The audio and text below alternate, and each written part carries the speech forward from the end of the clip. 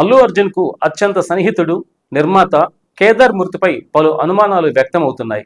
దుబాయ్లో ఓ పార్టీలో పాల్గొన్న ఆయన అక్కడే చనిపోయినట్లుగా తెలుస్తుంది. అదే పార్టీలో బీఆర్ఎస్ మాజీ ఎమ్మెల్యే రోహిత్ రెడ్డి కూడా ఉన్నారన్న వార్తలు సంచలనంగా మారాయి. టాలీవుడ్ నిర్మాత కేదార్ డెత్ మిస్టరీ ఏంటి అనే అంశం ఇప్పుడు సంచలనంగా మారింది. దుబాయ్లో అనుమానాస్పద స్థితిలో ఈ నెల 25న కేదార్ మృతి చెందారు. ఇటీవల దుబాయ్లో ఓ సినిమా ఫైనాన్షియర్ కొడుకు పెళ్లికి సినీ రాజకీయ ప్రముఖులు వెళ్లారు. అక్కడే పార్టీ నిర్వహించినట్లుగా తెలుస్తుంది. పార్టీలో డ్రగ్స్, మద్యం సేవించారన్న అనుమానాలు వ్యక్తమవుతున్నాయి. పార్టీ మధ్యలోనే కేదార్ మృతి చెందినట్లు తెలుస్తుంది.